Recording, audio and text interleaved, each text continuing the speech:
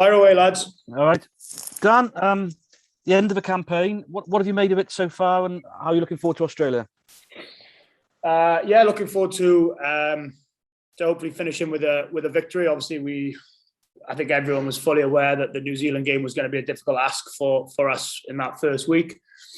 I thought, if we're honest, we were very disappointed not to win the South Africa game after fronting up incredibly well, and probably should have got over the line there, which was disappointing. But lots of positives, and I suppose last weekend is I played Fiji 4 times in my career, and I've never been involved in a particularly good performance, team collectively and probably individually as well. It always seems to be a game where you speak all week about wanting control in the game, wanting to be as structured as possible. But the way that they play and the athletes that they got, it's very difficult to transfer that onto the field. And then, so you look at that, which was slightly disappointing. But I think if you look at how we went up against the world champions and what they did to Scotland the week later, I think we could be pretty pleased. But I think we have to make sure that we win on Saturday for it to be a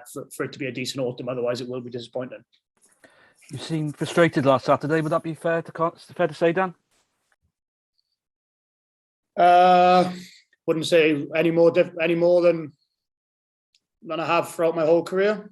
You guys may think that. You guys will write what you want anyway. So, what do you want me to say? I don't know.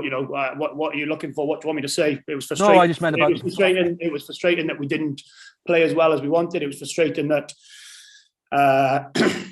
we wanted to play better with the young combinations. Lots of new combinations, but frustrated with how the game's going. But that's the way it goes sometimes. You've had a couple of victories against Australia after a losing streak. What has been the aim to that, and what do you expect from them and James O'Connor this weekend? Very skillful side. That they got probably a little bit overrun by England last week in that second 40, didn't they? In terms of the power that England put on display. So it's about matching that. We know that they're going to come with a big pack of forwards and look to try and disrupt us. And then in behind, they've got some very talented backs in terms of James O'Connor, who's been around what seems for forever, really. Tons of experience, got some exciting backs outside him. Andrew Kellaway, in particular, has been, in really good form for them as well. And Curtly Beale is obviously, again, one of those experienced campaigners. So they're going to have lots of tricks up their sleeve with, a very well-coached team in terms of their coaching setup. So we'd expect some difficult first phase attack to deal with and some set plays, but it's about matching it physically before anything else, because that's probably where we fell off in the first 20 minutes against Fiji, whereas that's why we did pretty well against South Africa. We muscled up physically and stopped that game. So I expect very much the same again. Thank you, Dan. Hey Dan, Beth from ITV, you're right. Hi Beth. I just, when Pivak said you were obviously went in and watched the game, you said you were a bit frustrated from it, and he expects to see a fired up Dan Biggar on this weekend.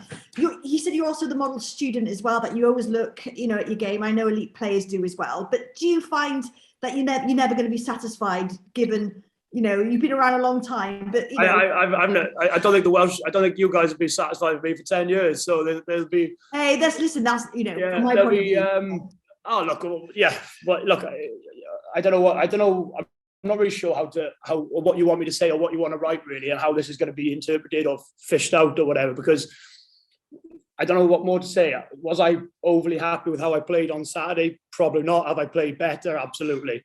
Was I disappointed from a team point of view that we couldn't be a bit more fluid and that? Yeah, but I'd review that game exactly the same as if I reviewed a game in which I've had man of the match in and played sort of 9 out of 10. So there's no different. And for me, it's just another week, really. It doesn't, I'm experienced enough to know that if you play well, you may have some plaudits, and if you don't play well, people are going to come for you. So that's just how it is, really. And I'll it's no different. My mood doesn't get affected. I'll come in and do exactly the same, regardless if I feel I've played okay or not. That's precisely my point. Having myself played, is that I don't think as an elite player you are either satisfied, are you? Because you don't know what your maximum range will ever be, do you, as a player? Let's be honest. Yeah, that's the thing. It's you never sat. You always look for small improvements, no matter how well or poorly you've played. So the mindset for me is very different. You know, I'm fully aware I'm in the latter stages of my my sort of career. So it's about, you know, trying to. I know exactly what my game, what makes my game tick and things, and there's no different. Yeah, like I said, there's no different how I approach a week if I play poorly or not. It's exactly the same. Back to the drawing board, planning for the next game, and hopefully performing well on Saturday.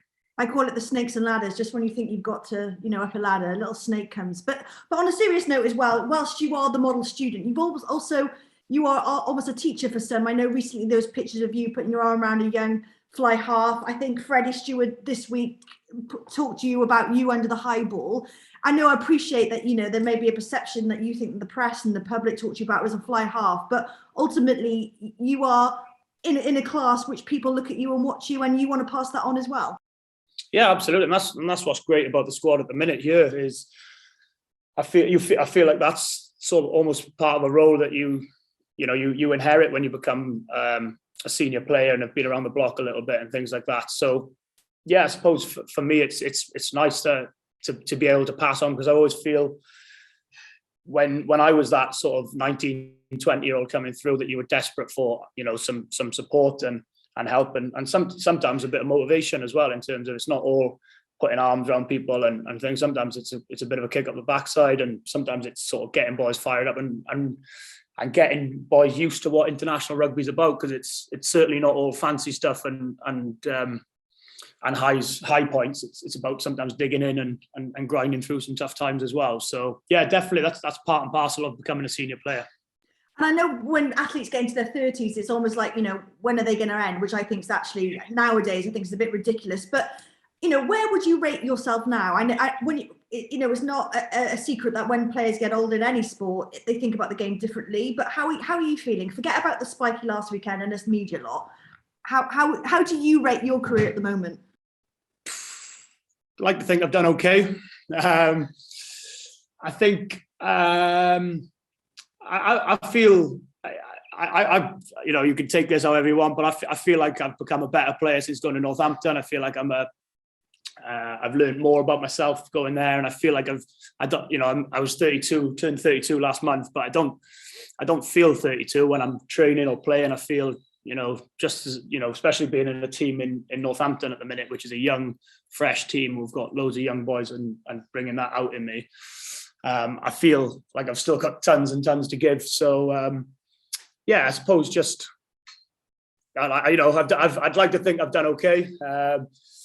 I know full well that there's going to be, there's always been someone, isn't there? You know, there's always been someone in terms of in Wales who is or is perceived better than me. And there's always been, for the last 12 years I've played, there's always been someone who can do a better job. But I'd like to think, being around for as long as I have, I've done some things all right in my career and managed to do all right. Yeah. Well, I think you've done more than all right, if that makes any difference to you. Listen, I'm looking forward to a fiery Dan Biggar on Saturday. Cheers, Beth. Hi, Dan. Katie here from Wales Online. Hope you're well.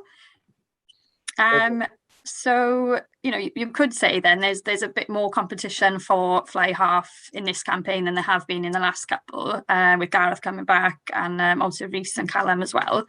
Do you welcome that? Do you like having a lot more competition, or do you not change anything at all? Doesn't change for me. It's always like I just mentioned there, Katie. It's been the same for me. There's always people coming through. There'll always be people who challenge for your position. You know, I've got a great relationship with the coaching staff here, which helps me as well.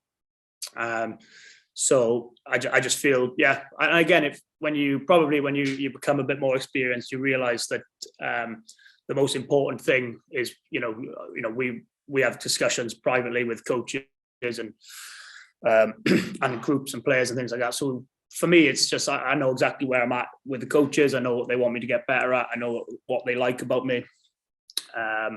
So for me, it's just that, it doesn't matter who's in the squad for competition. It's always been the same. And same when I was coming through, when, for argument's sake, people like Steve and Reece were sort of ahead of me. It was always the same for that, really. So it doesn't matter if I'm perceived as the number one or whatever. It's no different. Like I said, no different for me coming into this camp. I'm trying to just make the most of every campaign at the minute and enjoy it, and try and maximise the most I can.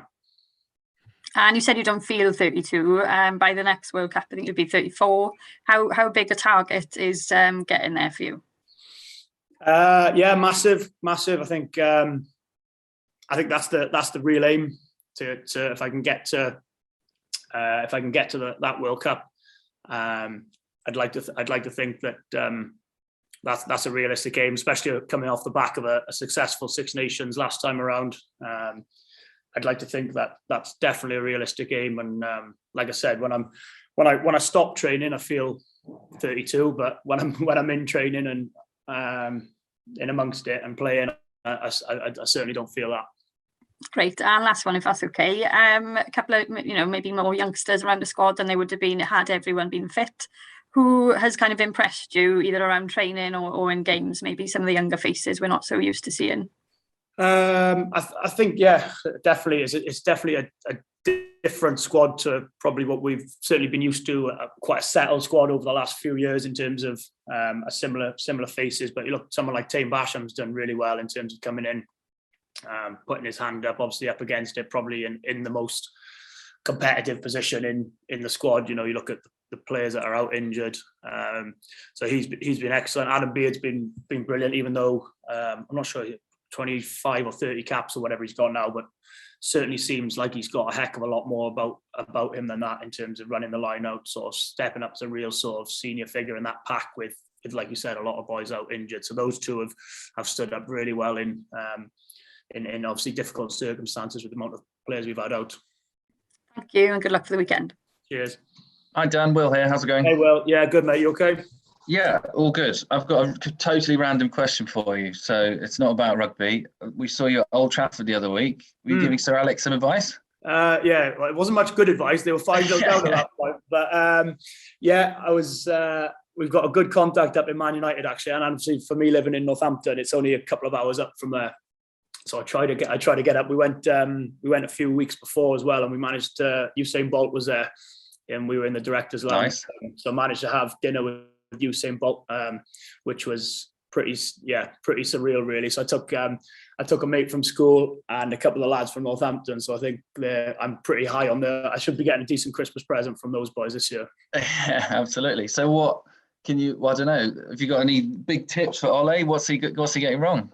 Oh, God help us! Now you get. I was going to say I thought Welsh rugby was complicated. Now you're into real sort of different things. I don't think he'd be accepting much advice from me. It's exactly the same.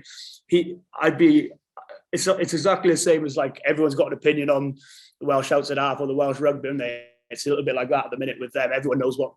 I don't know why he bothers doing his job. He's got 10 million people who can do his job better than him. So.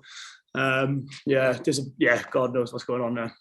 Just back to the rugby, we know the reality of the situation with loads of guys injured, but you guys have been there before. Can you tell us about the kind of spirit in the camp and how you guys rally when you're missing some top guys? Because this obviously isn't the first time that it's happened that you're missing some key lads. Yeah, the feeling in the group is good. We've got a really good close group. We've got a lot of boys who've been here for a long time, and even though there's a lot of boys out injured, it still rubs that positivity from us still rubs off. We know that we're up against it in terms of a lot of boys out injured, but I think it's just. I think we knew that we were probably going to be from not being here the first week, but the New Zealand week was almost a bit of a free hit almost in terms of we knew that we'd be probably off the pace a little bit, and that showed in the last 20-25 minutes. But I think what the South Africa game did was make boys realise that, like we spoke at half time, we said that for all the names and the power and everything that they have, South Africa, we were right in the mix and going toe to toe. So there's nothing to to be feared of. And I think that gave the boys a real bit of a boost and a bit of a confidence for boys who perhaps haven't played in those big games before and gone up against such a star-studded side. And obviously last weekend was frustrating and disappointing in terms of the performance. But you know, you look at how many boys we've got out injured and all that, and I think it just gives people a chance. It's similar to last autumn. You know, we had a similar thing last autumn. We had a lot of boys out. We mixed the team up quite a lot and didn't probably get the performances or results that we would have wanted. And then it came around to the Six Nations, and we managed to put our sort of our best team out for 5 weeks on the bounce, and probably should have come away with a Grand Slam. But so I think that the feeling in the group is certainly no panic and certainly positive in terms of that. And I think you've got a lot of boys just enjoying having a sample of international rugby as well.